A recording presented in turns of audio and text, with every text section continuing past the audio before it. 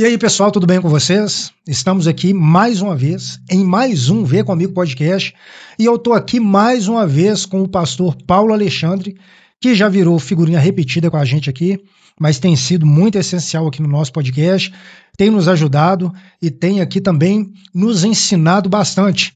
E aí, pastor Paulinho, como é que tá? Tudo bom com o senhor? Caro amigo Beto, caro YouTube espectador, uma boa tarde para vocês, bom dia, boa noite, que o Senhor Jesus abençoe cada um de vocês e estamos aqui para abençoá-los e ajudá-los no que for preciso. É isso aí, pastor Paulinho. Pessoal, nós estamos aqui mais uma vez, vamos estar dando início em mais um podcast. Então você que está chegando aqui às vezes pela primeira vez, não conhecia o podcast, muito prazer, meu nome é Beto, já disse que estou aqui com o pastor Paulo Alexandre. Se você ainda não é inscrito aqui em nosso canal, se inscreva em nosso canal, aproveita, ative aí o sininho para receber as nossas notificações, e é muito importante o seu comentário. Então você que está aqui acompanhando aqui o nosso podcast, se você fizer um comentário, além da gente estar curtindo o seu comentário, a gente também vai estar respondendo ao seu comentário, ok? Estou aqui com o pastor Paulo Alexandre, a gente vai estar falando sobre alguns assuntos aqui, e a questão é o seguinte, a gente já vai começar com polêmica, porque o YouTube hoje em dia está muito difícil de entregar alguns conteúdos, e a gente começar com um toque de polêmica aqui, eu acho que já vai estar atraindo o algoritmo para a gente, e fazendo com que os nossos conteúdos possam chegar a mais pessoas. Bom, já vou fazendo uma pergunta aqui com o pastor, para o pastor Paulo Alexandre. Pastor, o que você acha de cachê cobrado? A questão não está no valor, não. Eu sei que um valor exorbitante, a gente já até chegou a conversar sobre isso, um valor exorbitante, com certeza, o senhor já falou que é contra. Mas o que o senhor acha do cachê em si, da gente poder, uns chamam de oferta, mas da gente ofertar para alguém, pagar um cachê para alguém, para que ela possa ou pregar ou cantar na nossa igreja? Então vamos lá, a gente tem que entender a diferença de oferta e de cobrança. A oferta, ela não tem valor estipulado. Tanto é que a gente pode até usar o texto de Paulo, a igreja de Coríntios, né? Cada um contribua conforme propôs no seu coração. Não com tristeza ou necessidade, mas com alegria. Isso é oferta, é o que propôs no coração. Vou dar um exemplo. A igreja A, a igreja B me convida para poder lá ministrar a palavra, pregar. Eu aceito, eu vou. Eu chegando lá, termina todo o culto, o pastor vem e me entrega uma oferta. Eu não estipulei nenhum valor para ele. Ele, a igreja, de coração, quis entregar aquela oferta. Isso é válido, é completamente válido. E isso não tem a ver com valor. Pode ser R$1, pode ser 100 mil reais. É conforme o coração, conforme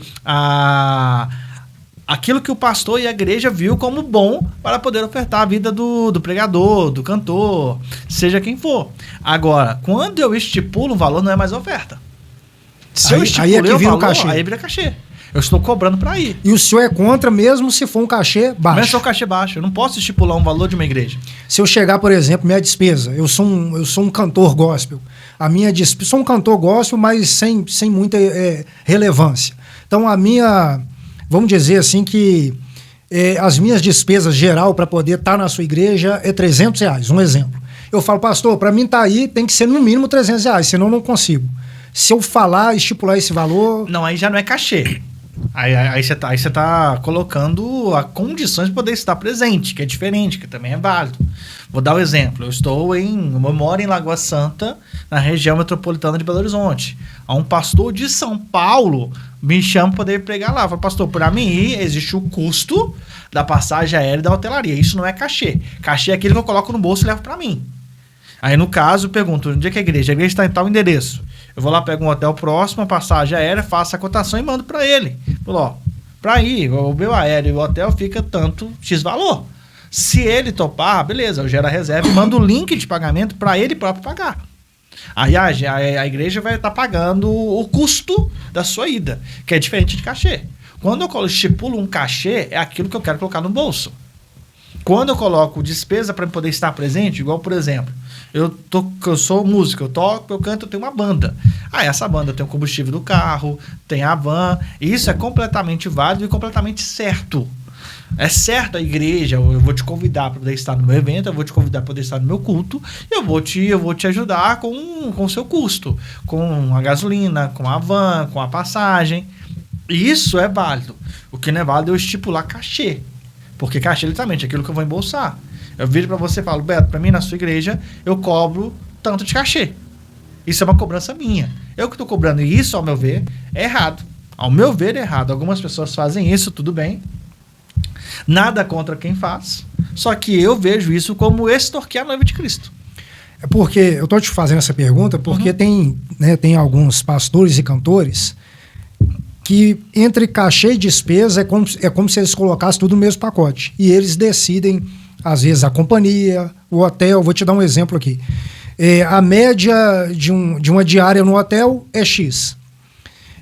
A média de uma passagem aérea é Y. Então eles costumam pegar mais ou menos a média, faz um valor geral, joga como cachê ou despesa, não sei, mas fala, não, eu cobro X para poder estar aí, fora a oferta. E aí, por exemplo, vamos supor que no geral dá R$5.000. Aquela pessoa pega aqueles 5 mil, já debitado em conta, vamos dizer assim, depois desses 5 mil ele vai lá e, não, se a média da passagem é essa, eu vou escolher uma companhia mais barata, escolho um hotel mais barato, é só entre aspas. E aí daqueles 5 mil, eu economizei 1.000, 1.500, mais o valor da oferta que vai ser dada no dia lá, que aí sim vai ser estipulado de acordo com a igreja. É só terminar. Se existe alguém que faz isso, o nome disso é Caixa 2. É justamente isso que eu estou querendo saber. Você acha que incluir o pacote, já falasse o valor é X para eu poder estar aí dentro das despesas, você acha que é mais justo? Ou deixar a igreja que está, entre aspas, fazendo o convite, ela decidir qual linha aérea, qual hotel... Porque isso aí acontece muito. Eu estou te falando que eu sei que acontece. O que o senhor acha disso tudo? Se o senhor acha certo, errado? Raciocina comigo. Você que está me assistindo, raciocina comigo. Camarada, um político, pegar um político, um deputado federal mineiro. Ele presta conta para Brasília e coloca que ele viajou na companhia aérea Azul, uma passagem aérea de R$3.500. E ainda teve a despesa do seu apartamento locado, que foi R$5.000. Então, 3.500 mais 5.000 dá 8.500. Só que, na hora de pagar, o apartamento não foi 5, foi 3. E a passagem aérea foi R$1.000. Então, 3 mais 1.000 dá 4.000. E ele cobrou a mais. Isso um político. E embolsou o restante. O que você acha que esse político fez? Ele foi corrupto. Ele errou.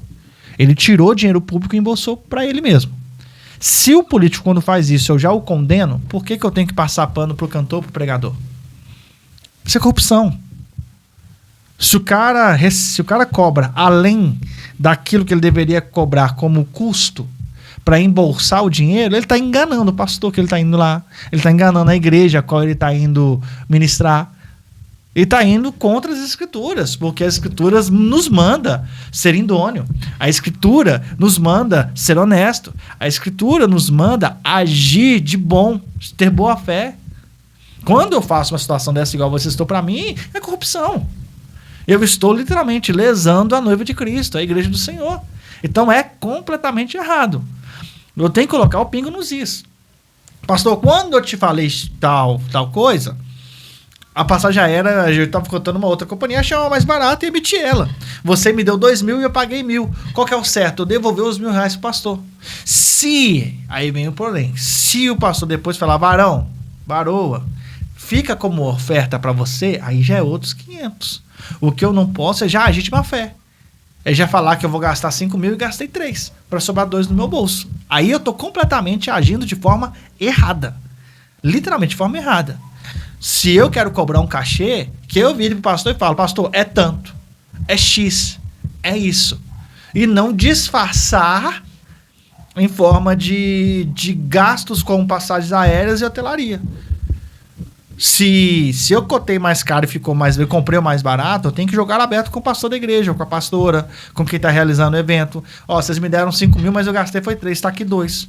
Que aí, caso a direção do evento, o pastor ou a pastora quiser te dar esse valor, esse saldo de oferta, aí já é uma coisa da igreja. Mas eu fazer isso é completamente errado. E como a gente já está falando aqui a respeito de cachê, a respeito de cantor, de pastor, né, de cobrar para cantar, para pregar, acabou acontecendo aí nessa última semana uma polêmica que deve estar nas top 10 aí desse ano, provavelmente vai ficar até o final do ano, nas top 10 polêmicas do meio gospel, que foi do bispo Samuel Ferreira, que fez uma crítica muito pesada, não a uma cantora diretamente, porque ele estava criticando a música, mas como a cantora, se eu não me engano, ela compôs em parceria a música, e ela é a principal intérprete da música, as pessoas acabaram associando como se fosse uma crítica também direto a ela. O que acontece? Tem uma música que acabou bombando mais da crítica dele. No fundo, ele acabou foi mais ajudando do que atrapalhando. Parece que a música Por que Pararam de Falar do Céu, né, da Suede Silva? Suede Silva. Da Suede Silva. E o bispo Samuel Ferreira estava na rádio, junto com os outros pastores e bispos lá, que fazem uma parceria com ele lá, conversando, batendo papo na rádio, e ele chamou essa música de lixo. Só que além de chamar essa música de lixo, ele quis dizer o seguinte, ele falou assim, esses cantores aí ficam fazendo esse tipo de música, batendo na igreja, não sei se foi essas palavras que ele usou, mas depois vem pedir dinheiro para o pastor. E aí as pessoas acabaram nem entendendo muito essa colocação dele, mas acabaram indo direto na polêmica dele por ter chamado a música de lixo. Então, Beto, a gente tem que entender, primeiramente, a letra que o Samuel chamou de lixo. Quando você pega a letra da música, o nome da música é Reacende a Chama. Aí ela vai começar dizendo, muitos confiam em carros e outros em cavalos. Muitos te louvam com os lábios e o coração dividido. Perdidos dentro da casa do Pai. Já não se lembram que o céu é real, estão ocupados com coisas banais, e abrem os nossos olhos espirituais. Aí vem o refrão. Porque pararam de falar do céu, acham que Cristo não vai mais voltar, já não se fala tanto em oração e em santificação, não querem mais pregar. Porque pararam de falar do céu e só se fala em bens materiais. Mas eu sei que dentro da igreja existe uma igreja espiritual. Quando você vai pegar a letra, você vê que a letra ela tem alguns contrapontos. Ela não é uma música que vai ser uma música cristocêntrica, ela não é cristocêntrica, é muito mais uma música de alerta para a igreja do que uma música de adoração, e ela tem os contrapontos. Os contrapontos são, muitos confiam em carros, outros em cavalos, muitos te louvam com os lábios, mas têm o coração divididos. Parece que isso é até um trecho de Salmos, de Paulo, quando ele está escrevendo que uns confiam em carros e cavalos e cavaleiros, mas nós fazemos, Salmos mesmo, mas nós iremos fazer menção ao nome do Senhor.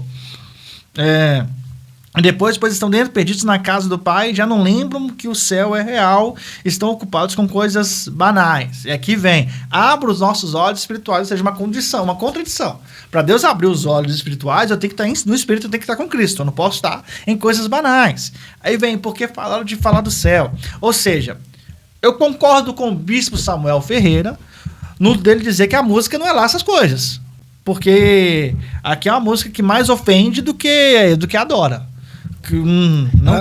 É como se ela estivesse fazendo uma crítica aos líderes, né? Nem aos líderes, a igreja mesmo em geral. Porque quando ela fala, não está falando do líder, está falando num todo. Num todo é o pastor, é o diácono, é o músico, é quem está sentado assistindo, é o membro. Ou seja, está fazendo uma crítica na geral. Aí ela vem agora no refrão, faz uma crítica das pessoas que pararam de falar do céu. Bom, será que é assim mesmo? Porque, de fato, a gente vai ter igrejas e vai ter pastores que eles vão ser mais adeptos à prosperidade dessa terra do que, de fato, ao céu celestial, a morada que Jesus nos prometeu lá em João 14. Eu vou ao Pai para um lugar para que onde vocês sejam vós também. Só que a pergunta que eu faço é, todos são assim? Porque aqui ela está colocando todo mundo no mesmo barco. E eu conheço igrejas sérias, eu conheço igrejas cristocêntricas, eu já conheci igrejas, já preguei em igrejas onde de fato Jesus é o centro. Eu não posso colocar todo mundo nesse mesmo balaio.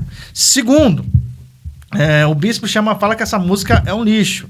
Eu não vou falar que a música é um lixo, porque a rítmica dela do worship é até um ritmo legal, mas a letra não tem nada a ver com nada. É uma letra que tenta criar uma crítica e colocar junto um tom de esperança e não contradiz. Então é uma música que literalmente ela pode levantar muita desconfiança. E por fim, o bispo criticou a própria cantora, porque ela vem criticando os bens materiais, mas eu pergunto, tenta ligar para ela e fazer uma agenda. Liga para a assessoria dela e vê quanto que é para estar presente. Será que ela vai cobrar somente o transporte ou vai cobrar além do transporte?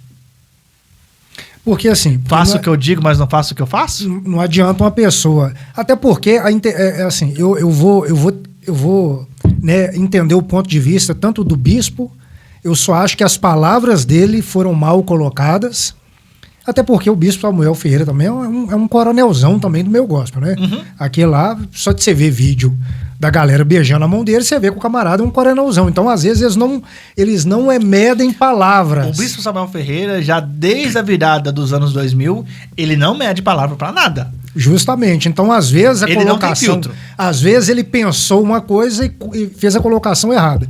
Mas eu vou olhar o lado dela também, até porque, como ela não fez uma crítica direta ao bispo, ela fez uma crítica direta ao movimento, vamos dizer. Geral. É ao movimento. Então, assim... que eu vou trazer mais pontos aqui para o senhor poder até falar sobre isso. Os cantores também, no caso a Suede Silva, eles fazem canções para viralizar. E eu acho que essa canção foi mais uma delas. Só para você entender. Sim. A parte mais forte, aí, o trecho mais forte da canção é Porque Pararam de Falar do Céu. Mas essa é uma canção. Se você for pegar uma outra canção dela, às vezes não tem nada a ver com esse tipo de letra. E às vezes não está falando do céu também. É como se a própria música dela, em algum momento, também pudesse ser contra ela, criticar ela mesma. Não sei se o senhor está conseguindo me entender. Então, assim, eu acho que, entendendo o ponto dela e o ponto do Samuel, né, do bispo Samuel, eu acho que ela não fez uma música direta para o bispo Samuel. O bispo Samuel Ferreira acabou vestindo a carapuça, tomou as dores, falou de uma forma que ele não deveria ter falado e acabou perdendo a razão. Sim, porque concordo. Eu entendi a linha de raciocínio dele, ele só perdeu a razão por causa das palavras que ele usou. Ele não colocou as palavras corretas. Foi justamente o que o senhor falou aí. Como que uma pessoa escreve uma música, por que parar de falar do céu, por que vocês estão preocupados com bens materiais, e se eu chamar ela para cantar na minha igreja, ela vai me cobrar aí no mínimo 20, 30 mil reais. Então a música não faz sentido nenhum. Porém, como o bispo Samuel Ferreira tomou as dores e acabou falando o que não devia falar... Colocou a música em evidência. E ele, além de ter colocado a música em evidência, ele ainda falou algo. Vocês fazem esse tipo de música e depois vêm pedir dinheiro para os pastores. E aí é uma pergunta e também não é bem um questionamento. É algo que eu vou deixar para que o senhor possa falar o que o senhor pensa sobre isso. Quando ele fala assim, eles fazem isso e ainda vêm pedir dinheiro aos pastores. É como se todo o dinheiro que fosse doado da igreja ou dos fiéis fosse dele, exclusivamente dele. Porque quando um pastor abençoa um cantor, ele está tirando dinheiro do caixa, vamos dizer assim, que os fiéis ofertaram. Uhum. Então, na teoria, o dinheiro não é do pastor, ele administra, mas não é dele. Mas a forma que ele falou, eles fazem e depois vêm pedir dinheiro para nós pastores. Como assim? Eu sou o cara do dinheiro. Vocês estão fazendo esse tipo de música aí? Tanto que ele falou, se eu souber que os jovens das igrejas estiverem cantando essa música, eu peço para parar. Porque isso é lixo. Eu não quero que cantem isso na minha igreja. É como se ele fosse o detentor de uma fortuna e ele tivesse o poder de falar, eu não vou dar dinheiro para vocês que estão cantando, que a gente não pode se preocupar com bens materiais, mas vocês cantam, o dinheiro tem que sair de quem preocupa. É isso que ele quis dizer. Eu não posso preocupar não. Como é que eu vou te pagar? Se eu não me preocupar... Eu entendi, foi isso. Se eu não me preocupar com bem material, como é que eu vou pagar você vir? Você tá me cobrando 30 mil reais. O que o senhor acha disso? E além dele ser o detentor do poder, da grana da igreja. Vamos lá. Em relação ao dinheiro da igreja, tem que ver como é que é feito o estatuto daquela igreja. Porque aí que vem aquilo que é certo e que não é certo dentro de uma igreja. Eu já falei isso aqui anteriormente.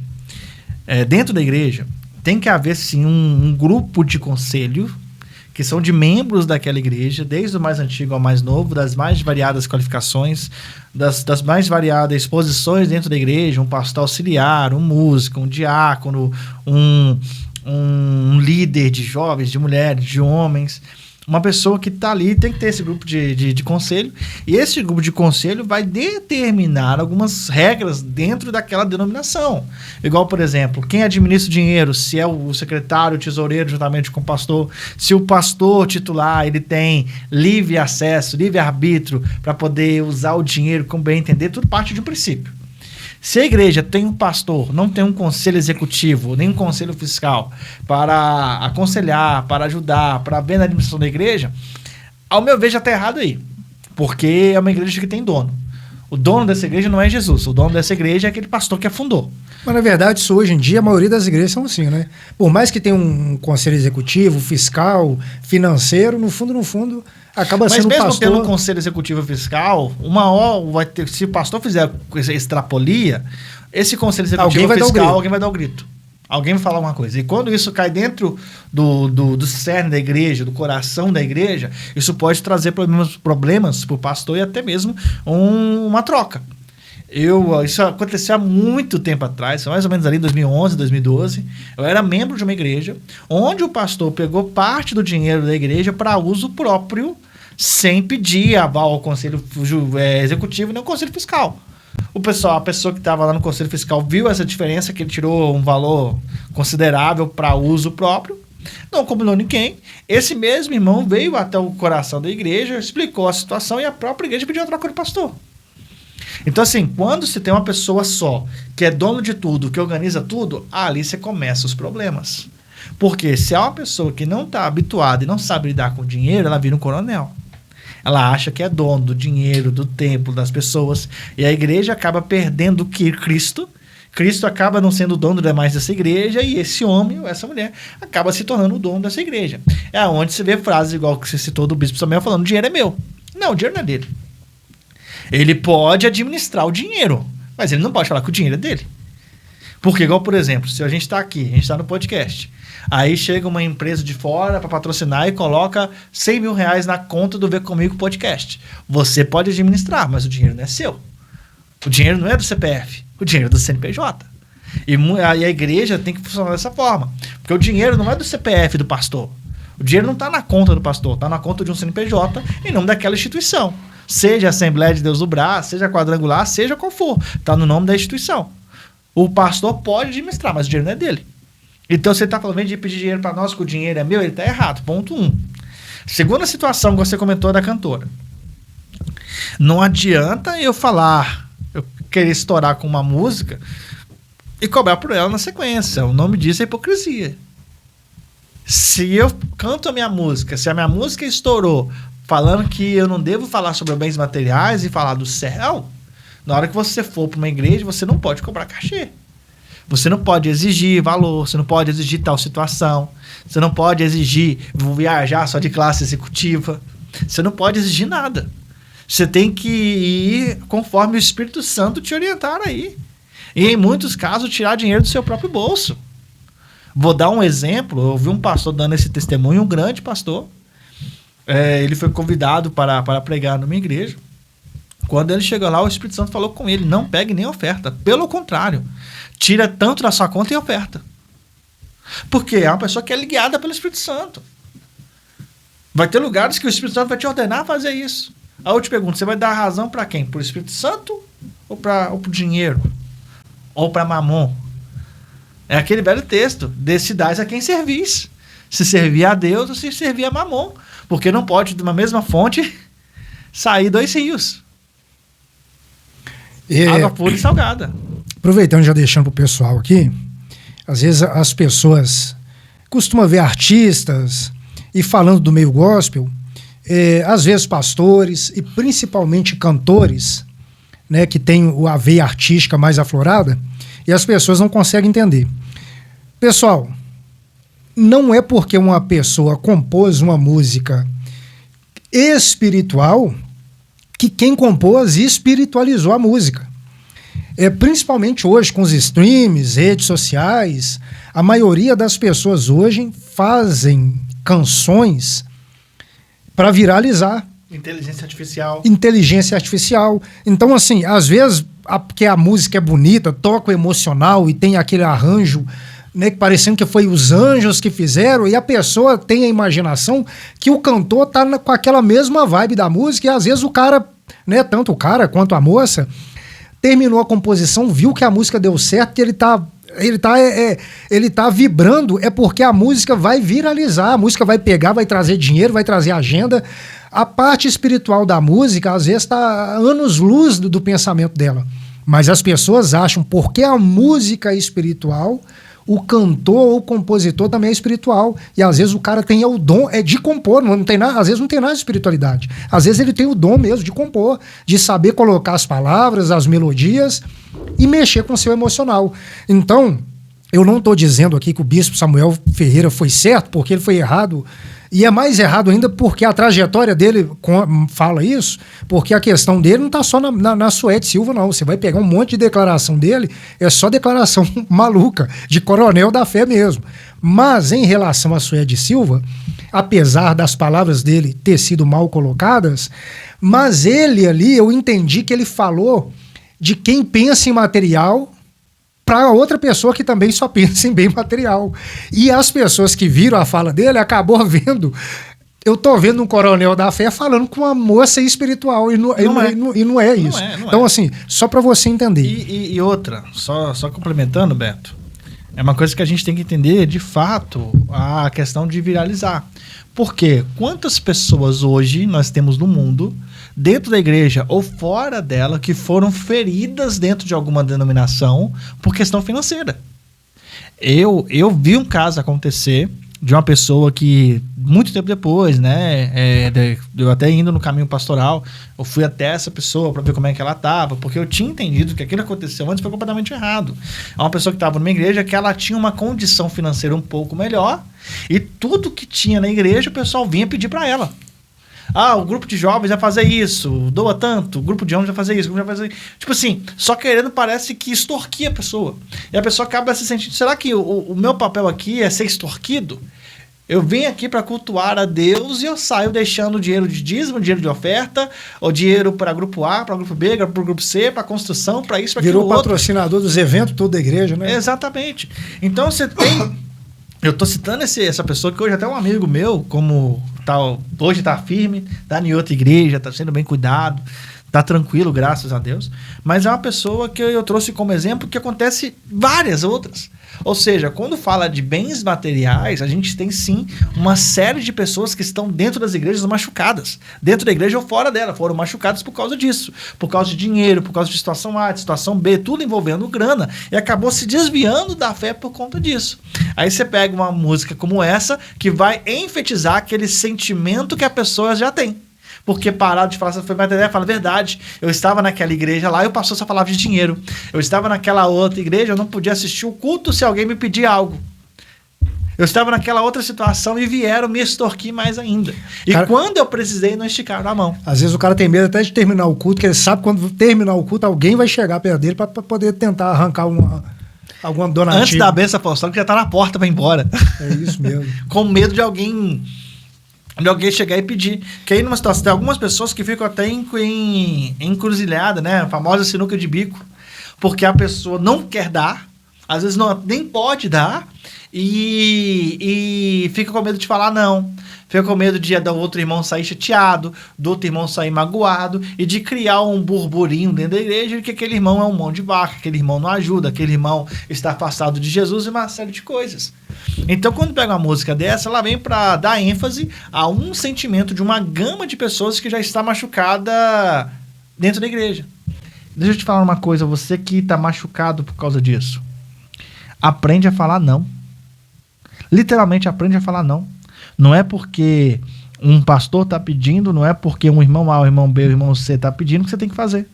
Eu já fiz isso várias vezes. Você doa? Não. Ah, mas você vai negar para a obra? Eu já estou negando. A palavra de Deus diz, cada um contribua conforme propôs no seu coração. Não estou sentindo nada. E tem gente que acha que é o espírito que propõe, né? Mas é a própria pessoa que propõe. É ela que propõe, querer ou não. Né? Isso é verdade. O que eu acredito como um certo? Eu sei que você tem uma visão diferente. O que eu acredito como um certo é o dízimo. Você entregou o seu dízimo, acabou. Oferta é conforme o seu coração.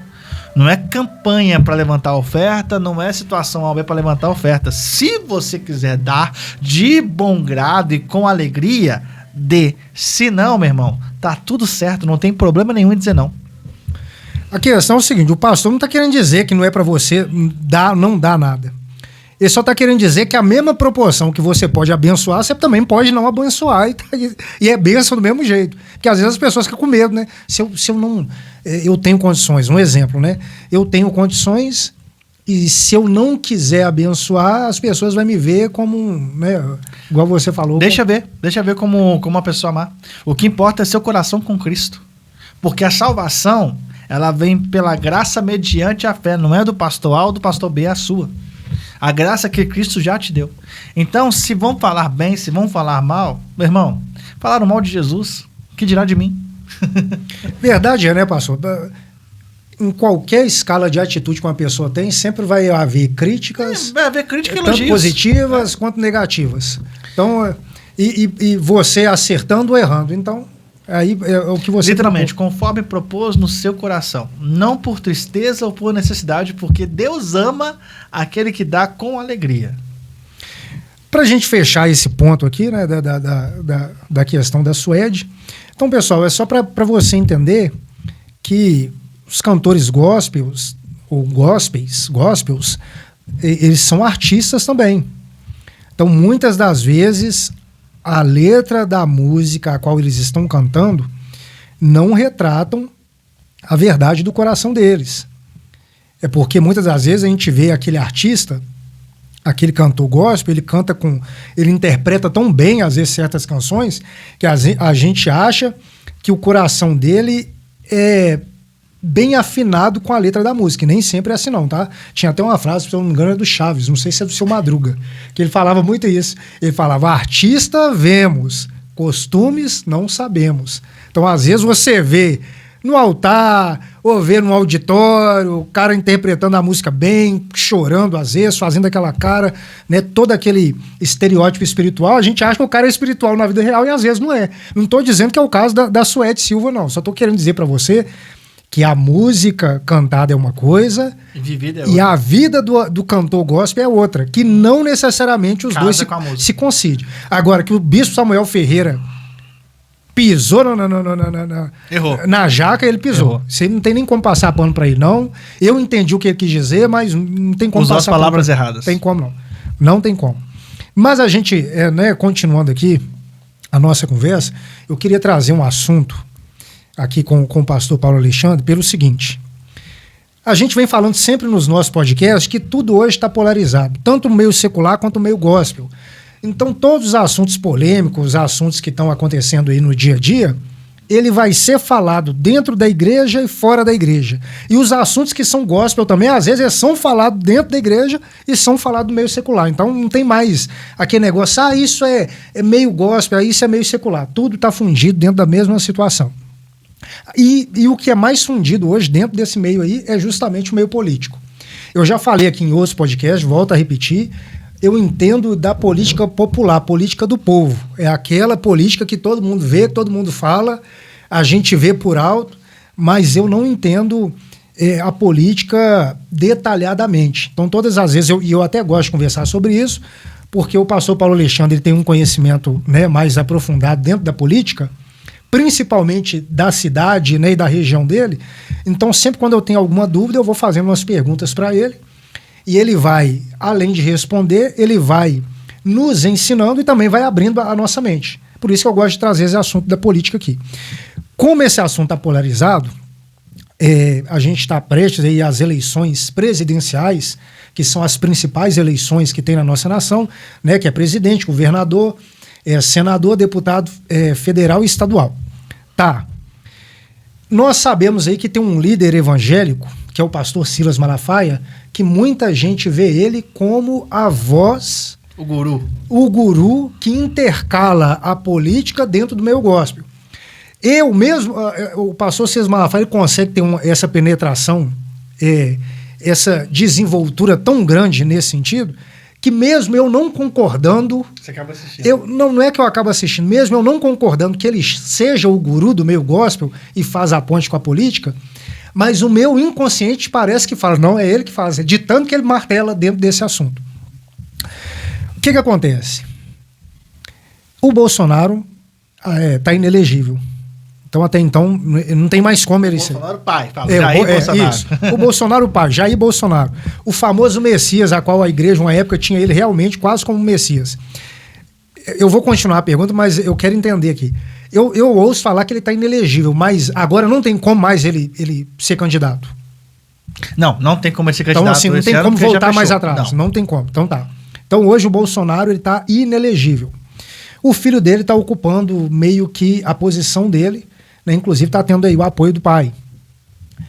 Tem outros candidatos a presidente, inclusive o próprio presidente em exercício, que vai ser um competidor aí, ou vai ser aí um outro candidato na mesma altura, se é que a gente pode dizer assim.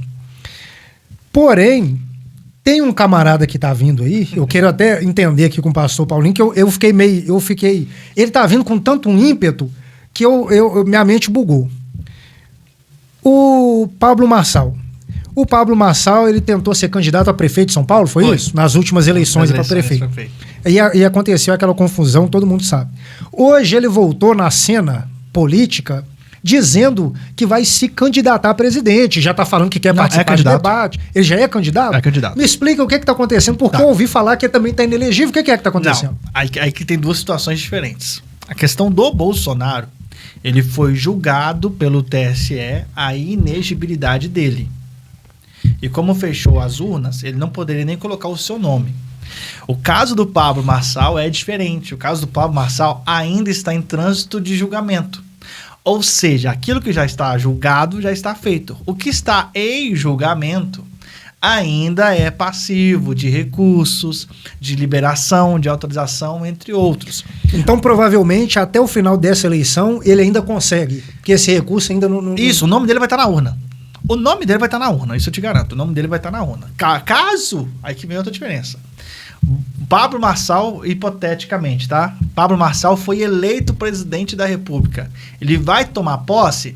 Vai depender dos recursos, do julgamento do TSE e o final. Provavelmente não. Isso aí você pode ter certeza. Se ele conseguisse, eles dão um jeito. Eles dão um jeito de tirar, isso é um fato. Só que a gente tem que entender essa diferença. É a máxima da velha justiça. Todo mundo é inocente desde que seja trâmite julgado como culpado ou condenado.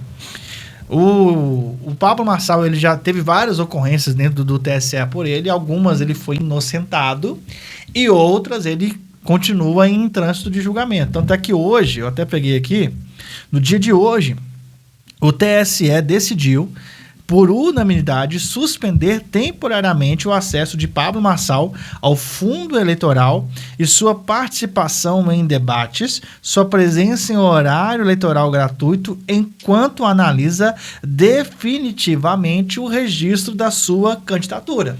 Só te cortando aqui rapidinho, é só uma coisa aqui que eu tenho outros canais no YouTube. Eu faço várias capas usando o ChatGPT para poder me dar uma incrementada nas capas. Eu faço várias capas com várias personalidades, gospel, político, não tem problema nenhum. Eu fui fazer uma capa usando a imagem do Pablo Marçal, o ChatGPT não deixou de jeito nenhum. Falou que era contra as diretrizes, ela sempre dava uma resposta, mas não deixava de jeito nenhum. Pelo jeito, eles já estão começando a travar ele já. Tá. Isso aí eu tô percebendo. Porque é o seguinte, cada candidato, ele tem, a presidente da República, o partido, a coligação tem direito a uma fatia do fundo eleitoral. O TSE já tirou a dele e já impugnou sua participação em debates, tanto é que ele estava querendo ir para debate. Não vamos ver cadeirada esse ano. Não vamos ver. Não sei se eu posso falar, infelizmente. O Robert está aqui, pessoal. Está por trás das câmeras aqui. Eu tô quase achando que o Robert vota no Marçal esse ano. Vota. Não, porque o Pablo Marçal nos debates é uma atração à parte. Que vai virar um show, vai? A gente tem que... Vamos falar a verdade, é uma atração à parte. O Pablo Marçal no debate tem uma audiência diferente. Você faz questão de assistir. Para debate político? Não. Para análise política? Não. Para literalmente ver, como diz o Ratinho, ver o pau comer e a cobra fumar. Ele é tipo um padre Kelmo. É um padre Kelmo dessa eleição. É um padre Kelmo do meio gospel. Ele é como se fosse um pastor Kelmo. Né? É o chega lá só para avacalhar mesmo. É o que vai avacalhar o negócio. E que vai colocar lenha na fogueira, mas pasme o que eu vou dizer agora. A gente tem aí uma polarização entre Lula e Flávio Bolsonaro e tem os demais concorrentes, Zema, Caiado, Renan Santos, que não passa de 5%, 6%. Vai ter uma pesquisa nova agora e não me surpreenderia em nada se o Pablo Marçal já aparecesse em terceiro com 10%, 12% acima desse pessoal que já está aí correndo há muito tempo. Agora, pastor, eu tô pensando uma coisa aqui agora. Eu queria que se o senhor entender... Porque o que acontece? Deixa eu só concluir do Pablo, que a gente falou sobre a elegibilidade dele, né? Ele está concorrendo, o nome dele vai estar na urna e esse trânsito julgado ainda está em julgamento. Pode ser que ele seja condenado e pode ser que ele seja inocentado. Por enquanto, nós não vamos ver ele usando fundo eleitoral, nem nos propagandas eleitoral gratuita, na rádio, na TV, e nem nos debates por decisão do TSE, porque o TSE entende que ainda está em análise. Ele perdeu em primeira instância alguns, em outros ele foi inocentado, mas o julgamento ainda está ocorrendo. Então, até que se tenha um julgamento concluído, Pablo Marçal é candidato a presidente da República. O que eu ia te perguntar é o seguinte: quando foi as eleições para prefeito, que o Pablo Marçal... Eu vi o Silas Malafaia batendo muito no Pablo Marçal, parece que ele estava atrapalhando alguma coisa relacionada à direita. O Silas Malafaia apareceu e fez vídeo, o Pablo Marçal apareceu, rebateu. Se eu não me engano, desde até das próprias eleições de 2018, que o Pablo Marçal já está começando, que também tinha falado que ia ser presidente, não foi isso? Uhum. Então, desde 2018, ele sempre aparece no Senado. 2022. 2022 ele iniciou como candidato a presidente da República. Falando que Deus tinha falado que ele ia ser presidente. Não conseguiu concluir, né, a sua candidatura e na hora das prévias, né, que acontece para a inscrição no TSE, ele se inscreveu como deputado federal. Detalhe, ele levou a eleição como deputado federal com mais de 200 mil votos em São Paulo. Só que é uma coisa que eu não sei. Todos os candidatos do partido que ele estava por São Paulo, a candidatura foi derrubada. Parece que houve uma inconsistência no partido. Eu não sei, eu preciso verificar, mas eu acho, é um achismo, que seja isso, por isso que a candidatura dele caiu. Desde 2022, todas as vezes que o Pablo Marçal aparece no cenário político, o Silas Malafaia vem e vai arrebentando ele.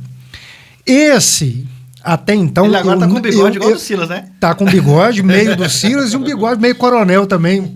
Às vezes fazem lembrar até um camarada da Alemanha, um pouquinho. E parece que ele fez uns procedimentos, o queixo dele só tá... Sabe, ele tá com o queixo mais imponente, depois você repara pra você. Dinheiro pra isso ele tem. Tá com o queixo mais imponente, colocou um bigode grosso. Parece que ele veio pra poder causar mesmo. Só que eu não tô vendo o Silas Malafaia batendo nele como tava batendo antes. É um pensamento meu de leigo, que vê política como o povo vê. Será que o Pablo Marçal ele não tá querendo meio que dar uma congestionada no primeiro turno para tirar voto do Lula nesse primeiro turno e depois apoiar o Flávio no segundo? Como é que é? Porque o Silas não está fazendo nada. A gente tem que ler o cenário. A gente tem que ler o cenário. Quando a gente lê o cenário, indo para a candidatura que ele teve para a Prefeitura de São Paulo, toda a direita, ela inteira estava apoiando para a Prefeitura de São Paulo o Ricardo Nunes. Agora, uma crítica pessoal. Eu não sei por que o Silas Malafaia estava se envolvendo na política de São Paulo, sendo que a igreja dele e ele mesmo mora no Rio de Janeiro. Mas, enfim. Quando o Pablo Marçal surge, ele surge não tirando o voto do Boulos, ele surge tirando o voto do Ricardo Nunes. E eu vou além. Se o Pablo Marçal não dá aquela mancada de acusar o Boulos de usuário de drogas e com atestado falso, ele possivelmente estaria no segundo turno. É uma visão minha. Mas, enfim. Mas eu acho que a questão dele é só causar. Eu acho que nem ele tem vontade de assumir cadeira. Né? Aí, como você lê o cenário, você vê que o Silas Malafaia precisava tirar votos do Pablo Marçal e transferir esses votos pro Ricardo Nunes. Porque o Ricardo Nunes estava definhando, os votos estavam indo para o Marçal e, consequentemente, o Boulos se estagnava. Se eu tenho um primeiro lugar perdendo pontos, um terceiro ganhando pontos, quem ganha com isso não é nem o primeiro nem o terceiro. É o segundo. É o segundo. Aí você via a diferença diminuindo. Tanto é que no segundo turno, que foi Ricardo Nunes e Boulos, você viu que essa diferença aumentou de novo. O que estava acontecendo era isso, para cumprir uma agenda política, junto com o apoio já dado pela família Bolsonaro, junto com o apoio já dado por outras pessoas da direita, como o governador Tarcísio, o Silas Malafaia começou a bater no Marçal para dar uma sobrevida pro Nunes. Porque o que estava se desenhando era o Ricardo Nunes descendo e o Marçal subindo. O medo era ter um segundo turno entre Boulos e Pablo Marçal. E ter o Ricardo Nunes fora. É por isso que precisava, sim, a batida precisava do Silas Malafaia, que é o testa de ferro da direita. Eu acho o pastor Silas Malafaia o testa de ferro da direita. Aquele que vai chegar, que vai bater, que vai falar, que vai dizer, porque algumas outras pessoas não podem. Imagina o Bolsonaro vindo criticando o Pablo Marçal depois de ter dado uma medalha para ele, pelo apoio da campanha que foi 2 anos antes. Ia ter uma certa incoerência, ia ter uma diferença, um divisor. E é por isso que o Silas Malafaia chegou fazendo isso. Diferente dessa eleição, é que a gente tem que entender o cenário. Essa eleição não tem nenhum outro candidato da esquerda, igual das outras eleições. Quando a gente pega a eleição passada, a gente tinha o Ciro Gomes, que era um concorrente da esquerda, a Simone Tebet, que era uma concorrente da esquerda. Então você tinha essas concorrências da esquerda que literalmente, se tirasse ali 2, 3, 4% do Lula, ia pro segundo turno. Dessa vez não tem. Se toda a esquerda votar, de fato, no Lula, pode ter uma eleição em primeiro turno. Então, Pablo Marçal, ele tá vindo justamente para pegar a parte do eleitorado vou segurar no primeiro turno. É o eleitorado que a gente chama de eleitorado que não quer nenhum nem outro. E quando você vai para as pesquisas, pega as pesquisas uma a uma, vai ter ali, não sabe, não opinaram, 10%, 11%. A última eleição para presidente, a diferença do Bolsonaro para o Lula, no geral, acho que foi de 1,5 milhão de votos, quase 2 milhões. Quando você pega o número de pessoas que não votaram, foi mais de 3. Ou seja, se 1,5 milhão, se metade dessas mais de 3 tivesse votado no Bolsonaro, possivelmente a eleição teria um resultado diferente. Então, o Pablo Marçal, ele está chegando justamente para pegar esse voto dos que não sabem e não opinam, para justamente ter um segundo turno. E aí, por isso que eu falo, não se assustem se na hora que agora tiver uma nova pesquisa com o nome do Marçal, ele já não esteja em terceiro lugar. É tipo assim, tem pessoas que pensam assim, eu não voto nem no Lula nem no Flávio. Aí aparece o Pablo Marçal, eu vou votar no Pablo Marçal então. Porque você pega o Marçal hoje no Brasil, eu não vejo uma outra pessoa que mexe tanto na internet igual ele. Não, na minha opinião, não tem. Ele mesmo fala que ele é o papa do digital. Ele fala, eu sou o papa do digital. Eu não vejo outra pessoa que faz o que ele faz na internet. Ou seja, ele tem fama, ele tem pessoas que o seguem, ele tem dinheiro para colocar na campanha dele mesmo. E sabe, né? Mexer com a internet. Sabe. E a gente tem que entender o seguinte. Já há muito tempo que a TV não decide eleição. Eu acho que a última eleição que a TV decidiu foi a da Dilma com a Aécio. 2018, o Bolsonaro ganha só com a internet. Só com live. Só com a live, só com online. O Bolsonaro perde em 22 só com a internet também. Porque sim, nada é mentira na minha cabeça que o Bolsonaro perdeu para ele mesmo. Não se retraindo, querendo uma amizade com o Lula.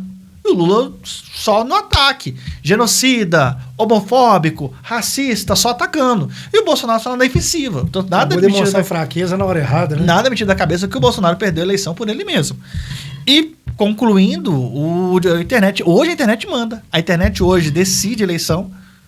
E o Pablo Marçal, igual você falou, ele se diz o papa eu acredito que de fato seja, que eu não vejo outra pessoa no Brasil, pode ser que fora do Brasil tenha, mas no Brasil eu não vejo ninguém dominar a internet. TikTok, Instagram, YouTube, cortes. A primeira vez que eu escutei cortes foi com o Pablo Marçal. Estou gerando cortes de 30 segundos para viralizar. Isso eu acho que foi em 2018 ou 2019 que ele começou com isso. E hoje a maioria das pessoas faz assim, cortes. Entendeu? Ele que iniciou. Então eu vejo ele como esse cara que vai vir para justamente dar um equilíbrio para ter um segundo turno. Aí no segundo turno tudo pode acontecer. Mas esse equilíbrio é para o Flávio, no caso, né? Favorável ao Flávio, né? Flávio. Porque o que eu venho percebendo, eu percebi isso porque o Silas Malafaia está mais tranquilo em relação ao Pablo Marçal. Mas não pode. Porque ele nunca aceitou o Pablo Marçal no cenário político. Dentro da direita, se ele bate no Pablo Marçal, ele dá força pro Lula. É justamente, não tem outro candidato da esquerda. Se a esquerda completa vem e vota no Lula, o voto branco, olha aí, se não estiver enganado, acredito que o voto branco, o nulo não, mas o voto branco ele vai para a situação, não para a oposição. Depois você dá uma olhada nisso, eu acho que tem mais ou menos uma situação dessa, que o voto branco ele acaba contabilizando para alguém. O voto branco acaba indo para um lado, que é justamente o branco que o Marçal veio tirar. E isso aí é interessante porque acaba atraindo também pessoas que não têm tanto envolvimento com a política para poder querer saber dos debates, querer saber o que está acontecendo. E vira uma atração à parte. Eu acho que o Pablo Marçal, nesse cenário aí, vai acabar ajudando de forma geral, por mais que a gente sabe que ele cansa de falar que, além dele ser de direita, ele é antipetista, porque tem muita gente que é de direita e entende que o PT é um partido que está ali e se levar na boa, leva. Mas tem muita gente que são antipetistas. Eles querem realmente erradicar o PT do país. E o Pablo Marçal, eu estou acompanhando alguns vídeos dele relacionados à política, ele já falou. Inclusive, ele falou, nos debates eu estou caçando o Lula. Ele quer o Lula nos debates. Então, assim... Não vai ter nenhum dos dois, nem Lula e nem ele. Aí não, mas me explica isso aí, porque aí é ruim. Não, o Pablo Marçal é aquilo que eu falei no início. O Pablo Marçal ele foi impedido pelo TSE de participar. O TSE decidiu, nessa quinta-feira, 20 de agosto, por unanimidade, suspender temporariamente o acesso de Pablo Marçal ao fundo eleitoral e a sua participação em debates e sua presença no horário eleitoral gratuito. E se você sabe desses detalhes, me explica isso aí, como que um cara ainda ele não está inelegível, mas ao mesmo tempo eles estão impedindo ele de ganhar? Porque esse aí para mim é a mesma coisa.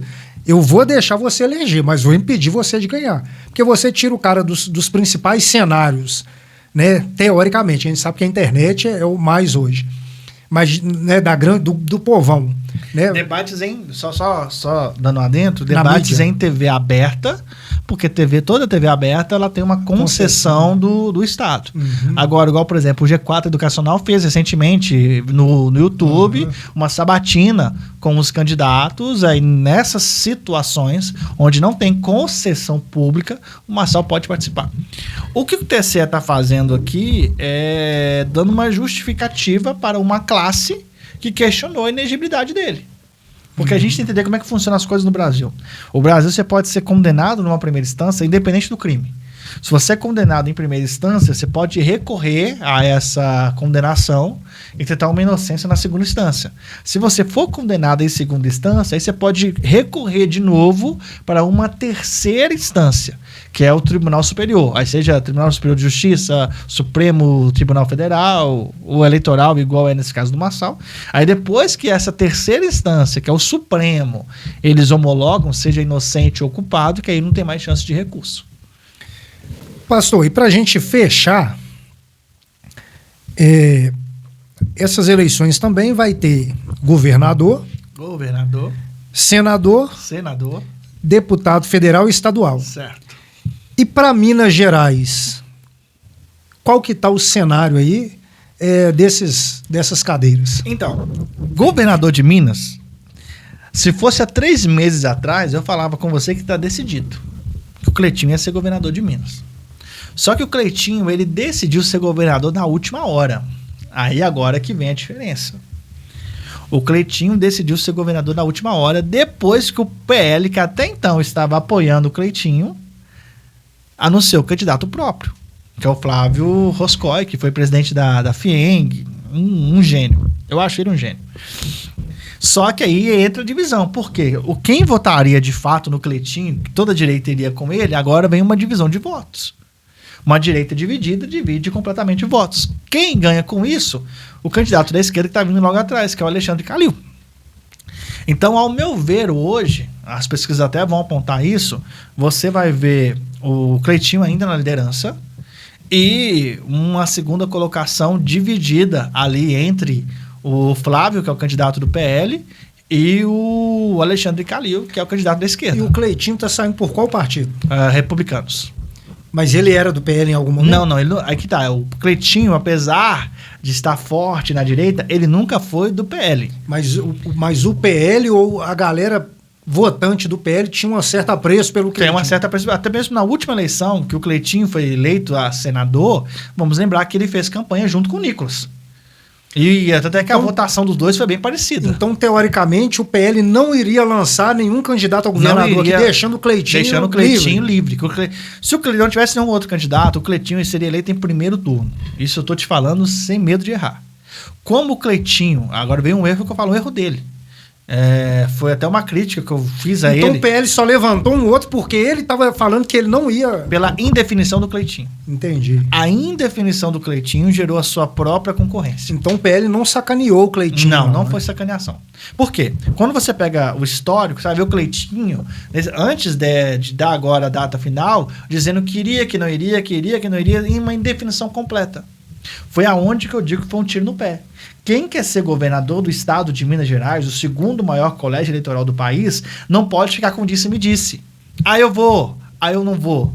Eu vou, eu não vou. O cara tem que bater no peito e falar, eu sou pré-candidato a governo do estado, independente do que aconteça. O próprio Alexandre Calil, que eu tenho ressalvas gigantescas com ele, mas eu vou dar agora um ponto positivo, ele fez isso. Desde o ano passado ele está falando, eu sou pré-candidato.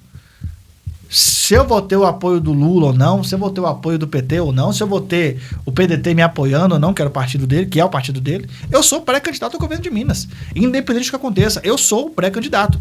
E é uma coisa que não aconteceu com o Cleitinho. Cleitinho, eu vou, eu não vou. Se o povo quiser, eu vou. Mas nunca efetivamente falava, eu sou pré-candidato ao governo do estado. E você acha por qual motivo ele estava nessa indecisão? Parece que eu vi um videozinho dele, foi um corte de relance também. Eu nem sei o que há por trás. Parece que ele estava chorando, falando de alguma coisa. O que é que estava acontecendo com o Cleitinho? O irmão dele, que já estava contra o câncer, faleceu recentemente. Só que antes mesmo de acontecer esse problema com o irmão dele, essa morte, ele já estava em dúvidas. Então, o que de fato aconteceu para o Cleitinho nunca efetivar a sua candidatura, eu não sei. Aí tem também conta gigante. Só que toda indefinição gera oportunidade para outro. Não existe uma lacuna que vai ficar aberta. Toda lacuna vai ser preenchida.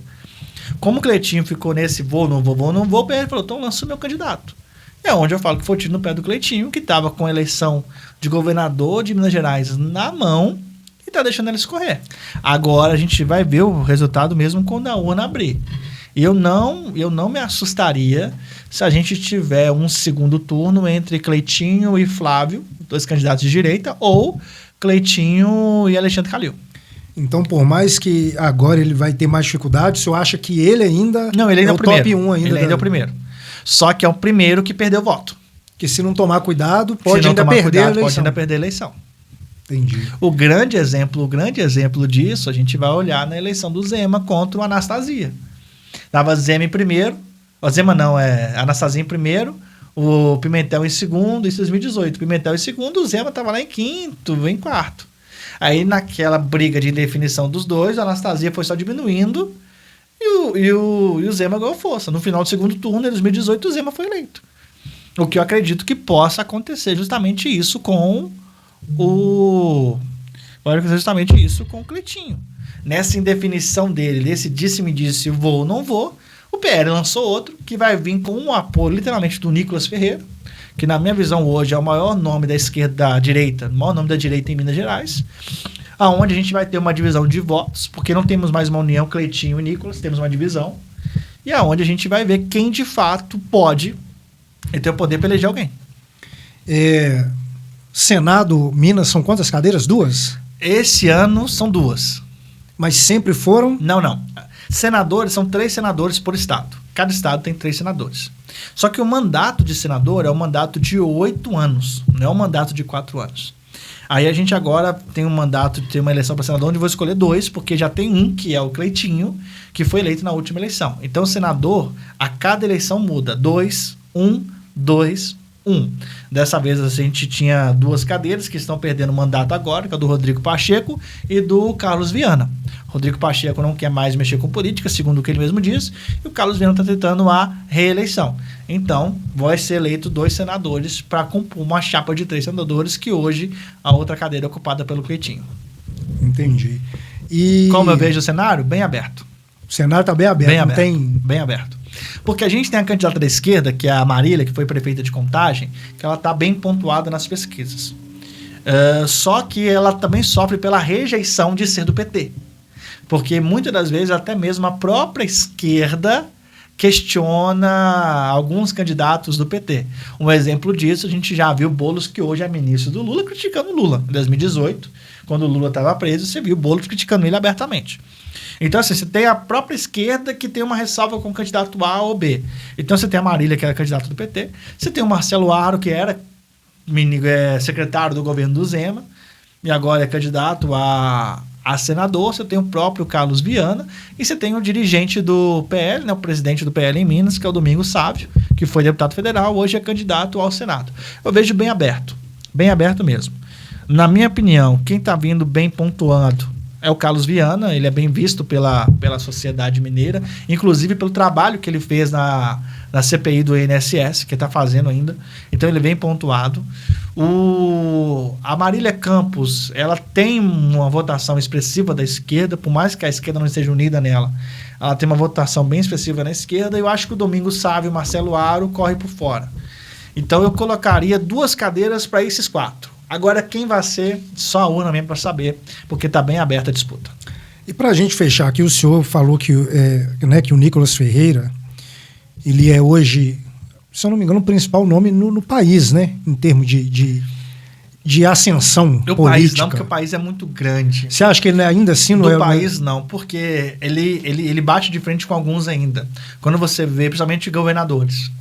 Eu vejo o Tarcísio, nacionalmente falando, o nome do Tarcísio mais forte que o nome dele. O nome do Moro, que, pelo que diz as pesquisas, vai ser eleito governador do Paraná.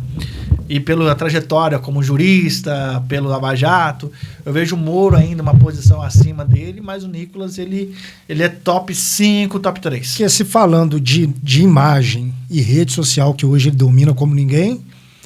e também pelas polêmicas a qual ele entra aí, que isso acaba gerando também o que eu falo nesse sentido do povão. O povão... Eu falo assim, que num amplo geral, porque falar do Brasil, o Brasil é muito grande. Ele, o principal nome do Brasil, não ainda, mas pode se tornar ser. Mas em Minas Gerais, ele é o principal nome da direita, sem sombra de dúvidas. Eu te fiz essa pergunta para a gente até fechar com a questão de que você acha que em 2030, se o Nicolas se candidatar a presidente, ele leva? Vamos ver até lá. Ele vai ter idade para isso? Não, ele vai ter idade para isso. Só que eu não acredito que ele seja 2030. Por tudo que ele vem fazendo. Por tudo que está acontecendo. Eu não acredito que o Nicolas ainda seja candidato à presidência da República. Você acha que ele ainda não vai querer essa... Porque vai tudo depender dessa eleição. Por quê? Se o Flávio ganha, com certeza o Flávio vai querer a reeleição daqui a 4 anos. Isso é um fato. Aí daqui a 4 anos eu vejo, se o Flávio vem à reeleição, eu vejo o Nicolas se candidatando e ganhando a sua eleição para o Senado facilmente. A minha visão de leitura política é claramente essa. Agora, se o Flávio perde a eleição, o Flávio é um nome fora do baralho. Literalmente. Mostra que ele não tem força. Mostra que ele não tem força e vai acabar com o clã Bolsonaro. O clã Bolsonaro, a cadeira da presidência da República, acaba ou ressurge agora no Flávio. Se o Flávio for eleito, ele vai disputar a reeleição dele. E se ele perder, aí que deixa o cenário aberto. Por que deixa o cenário aberto? Porque você vai ter o Nicolas, que vai estar disposto a pegar essa cadeira, esse líder da direita. Você vai ter o Tarcísio, que não vai poder mais ser reeleito governador de São Paulo, que já vai estar no 2º mandato. Então você vai ver o Tarcísio, que vai vir forte para ocupar essa vaga. Você tem, igual eu falei, o Sérgio Moro, que dependendo do governo que ele fizer no Paraná, pode colocar ele em ascensão muito grande. E você tem alguns outros nomes que podem surgir até lá. O próprio vice do Flávio Bolsonaro hoje, que é um nome forte lá do Alagoas, pode ser uma das opções. Se acontecer do Cleitinho ganhar a eleição aqui em Minas e fizer um bom governo, pode ser ele. Porque o partido dele, que é o Partido Republicanos, no final do ano passado, já queria lançar um candidato próprio a presidente e o nome dele era ventilado. Então, assim, falando de 2030, você tem muita uma coisa, hipótese gigantesca. Se em 10 minutos tudo pode mudar, imagina em 4 anos. Se em 10 minutos você pode ter no último horário o PRTB lançando a candidatura do Pablo Marçal, imagina em 4 anos o que pode acontecer. O próprio Pablo Marçal é um que, pelo que ele tem, eu acredito que ele não irá fazer isso. Mas pelos votos que ele tem, pelo nome que ele tem, pela marca Pablo Marçal no Brasil, que é muito grande, principalmente online, se ele quiser ser presidente da República e construir 4 anos de trabalho, eu acredito que ele consegue. Que é o que provavelmente ele está fazendo, né? Ele fica se enfiando aí para deixar a imagem dele ficar ventilando nas redes sociais, nas mídias aí. É o que o Lula fez. Lula 89... 94, 98, 3 eleições seguidas batendo na trave, 2002 já foi eleito. Realmente pode ser que o Pablo Marçal acabe aí. Na nossa própria cidade, a gente tem um exemplo desse, o nosso atual prefeito, o Paulo Bigodinho, você pega a eleição dele de 2012, candidato a vereador, candidato a deputado, toda eleição estava com o nome dele. Aí até que eu acho que na terceira ou na quarta disputa, por exemplo, ele ganha para vereador, depois, mesmo sendo vereador... Caiu no gosto do povo, acabou. Mesmo sendo vereador, candidatou a deputado, depois a reeleição de vereador, depois candidatou a deputado de novo e ganhou a eleição de prefeito. Porque o povo brasileiro tem muito disso. O camarada ventilou muito a imagem dele, é carismático, fala o que o povo quer ouvir. Tá dentro, o povo vai. Porque eleição não é quem é o melhor. Eleição é aquele que cai no gosto do povo. Vou dar um exemplo bem simples. Você pega a eleição de 94, você tinha o Lula, você tinha o Fernando Henrique Cardoso, que ganhou a eleição, muito moço por causa do Plano Real, você tinha o Enéas Carneiro. Você vai pegar o currículo desses três, o currículo do Enéas era disparadamente o melhor. Só que ele não teve voto. Ganhou o Fernando Henrique em primeiro turno. Em 98, o mesmo cenário se repetiu, ganhou o Fernando Henrique. E em 2002, você pega aquela eleição de 2002, você tinha um Garotinho, você tinha o Ciro, você tinha o José Serra do PSDB e você tinha o Lula. Se pegar o currículo dos 4, eu acho que o do Ciro era o melhor. O Ciro estudou em Harvard. O Ciro tinha um currículo todo extenso, tanto na sua profissão quanto na sua carreira política. Quem ganhou a eleição? O Lula. Ou seja, currículo não ganha eleição. Tem que ter voto. Olha, eu não sei se o Ciro futuramente vai ser falado como o Enéas, mas que o Ciro Gomes está tentando ser presidente do Brasil tem não sei quantas décadas, e ele sempre está ventilado no cenário, mas nunca é escolhido pelo povo. Não sei o que acontece. O Ciro Gomes ele deu um passo importante agora, porque eu acho que faltava isso. Às vezes é melhor você retroceder para você ficar à vista do povo e depois tentar uma outra coisa. Vou dar um exemplo. Em 2002, quando ele perde a eleição, ao meu ver, ele não deveria ter entrado no governo Lula. Se eu fosse o Ciro Gomes, o que eu faria? Eu voltaria para o Ceará, porque 2002 foi a eleição, 2004 me candidataria a prefeito de Fortaleza. Com certeza ele iria ganhar. Sendo prefeito de Fortaleza, 2 anos depois ia sair a governador de Fortaleza. Porque em 2006... Seguindo passo a passo, né? Porque em 2006 não teria como tirar aquela eleição do Lula. O Brasil estava numa ascensão meteórica gigantesca, não por causa dele. Se quiser, depois a gente faz um podcast eu explicando que o Lula foi o cara errado no momento mais propício do Brasil. Mas assim, eu veria governador do Ceará, ganharia e 4 anos depois eu competiria com a Dilma pela cadeira. Porque a Dilma nunca foi... o nome mais falado do Brasil. Ela só ganhou a eleição em 2010 literalmente por conta do Lula, que saiu com 70% de aprovação. Teoricamente é o que está acontecendo agora com o Flávio. Eu faria essa caminhada. É o que o Ciro agora fez, que ele é candidato ao governo do Ceará e vai ganhar. Vai ganhar, não sei se vai ganhar de primeiro turno, mas com certeza ele vai ganhar o governo do Ceará. E já coloca o nome dele em pauta para a próxima de 2030. Agora, aqui é para a gente fechar mesmo, até para o senhor estar dando as considerações finais. Você falou do Ciro, às vezes, tentar para prefeito, depois ir lá para governador. Não passa para frente. Agora, para eu entender, eu sei que teoricamente é como eu penso, mas eu não sei se dentro da administração, né, governamental, por exemplo, da cidade, do estado, do país, isso faz sentido. Mas, por exemplo, um parlamentar ou um candidato a alguma coisa, ou que já foi alguma coisa, por exemplo, o Ciro, o cara sair de governador para deputado, senador ou prefeito, o que mostra que o cara está se rebaixando ou não? Isso é se rebaixar? Por exemplo, eu fui governador. Se eu for prefeito, isso no currículo, entre os políticos, dentro da bolha política, isso é ruim, é bom, é estratégia, ou o cara perdeu a credibilidade, ou o que é? Depende muito da situação. Em alguns casos é perda de credibilidade, em outros casos é estratégia. Exatamente, é estratégia. Vou dar um grande exemplo, o José Serra, que foi governador de São Paulo, depois foi candidato à presidência da República. Perdendo a presidência da República, ele se candidatou à prefeitura de São Paulo. Isso é uma estratégia, porque como eu perdi uma eleição, seja de governador, seja de presidente, eu perdi essa eleição, eu preciso me colocar em evidência, porque quem é visto é lembrado. Dependendo do trabalho que a pessoa faz, ela coloca números em pauta. Ela fala, quando eu sou, como prefeito, eu fiz A, B, C, 2 anos de mandato, aconteceu isso. Né? Deixa ele em evidência. É aquele velho ditado, quem é visto é lembrado. Por isso que eu vejo como estratégia. Vou dar um exemplo. Eu fui candidato a presidente, eu fui candidato a governador. Eu perdi, daqui a 2 anos tem eleição municipal.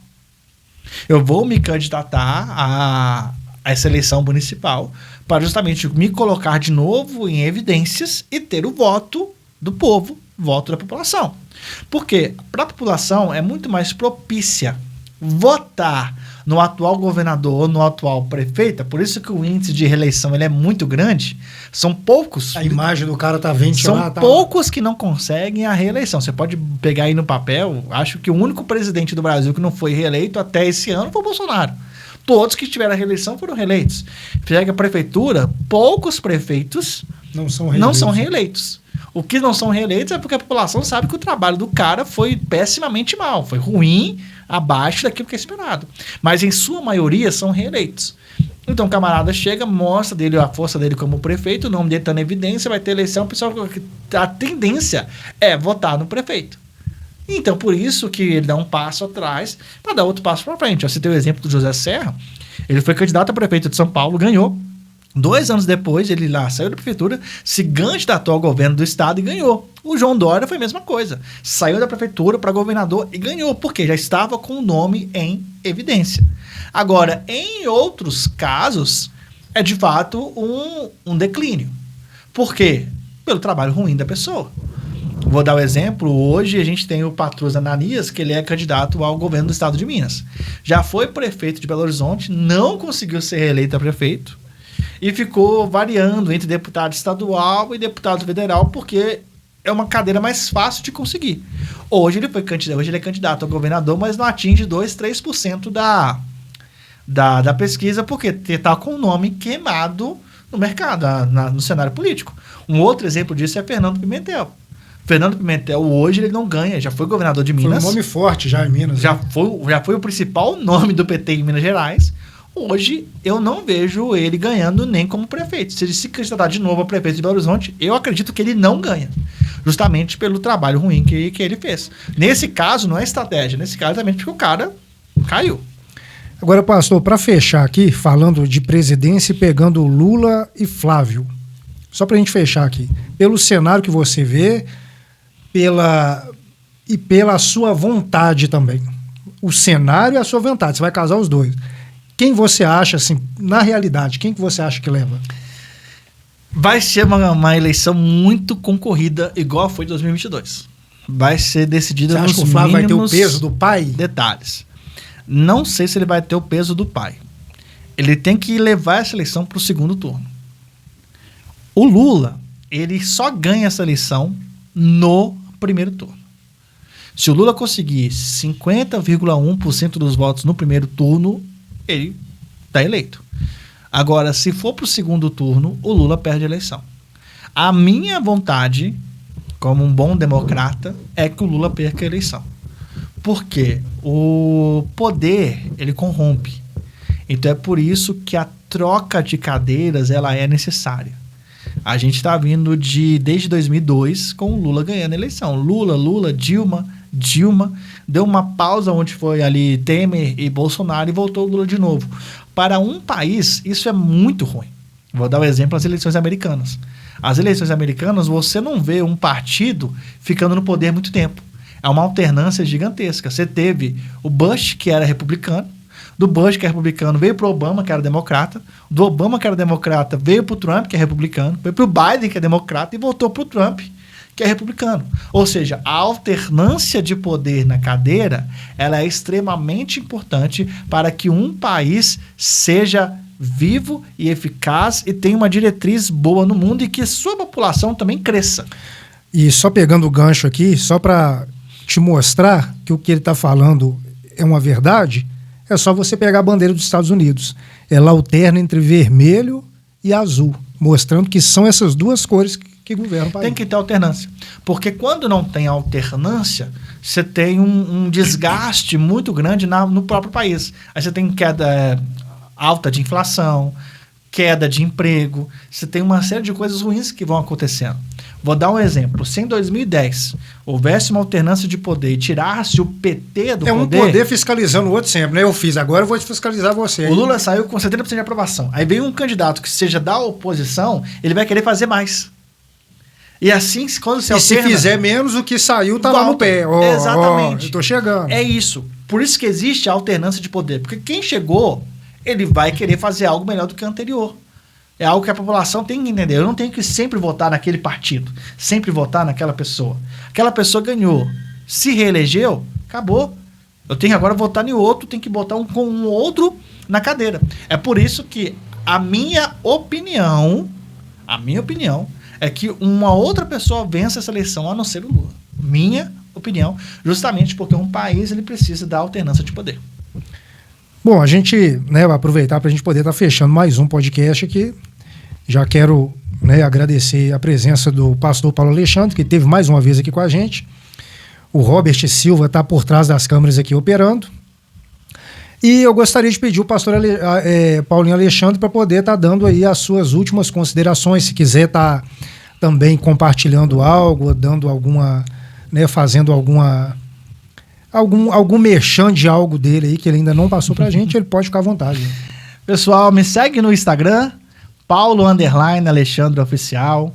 Me segue, se inscreva no meu canal do YouTube, Pastor Paulo Alexandre. Toda semana temos ali uma mensagem para edificar o coração de vocês. Me segue lá, eu tenho certeza que a gente vai ter um tempo de bênção de estar juntos. Minhas considerações finais pega essa última palavra que eu falei sobre a alternância de poder e medite um pouco sobre a sua vida, naquilo que precisa ser alternado. Muitas das vezes estamos insistindo em algo que já não dá mais certo. Estamos insistindo em algo que está nos levando ao erro. Então, volte ao início. Talvez dar 2, 3 passos atrás seja importante para continuar a caminhada e evitar problemas futuros. Pense nisso. Obrigado pelo convite, Beto, Robert, e que Deus te abençoe poderosamente. Olha, esse recado aqui eu tô deixando aqui para os outros canais. Você que viu esse corte nesse momento, eu vou estar deixando logo abaixo aí nos comentários e também na descrição desse vídeo o Instagram do pastor Paulo Alexandre. Vou estar deixando o canal dele no YouTube e vou estar deixando também o link do podcast a qual nós gravamos esse vídeo. Você vai nesses canais, se inscreva, ative o sininho, coloque para receber as nossas notificações. Estamos terminando agora mais um Vê Comigo podcast e eu estou te esperando aqui no próximo vídeo. Até mais.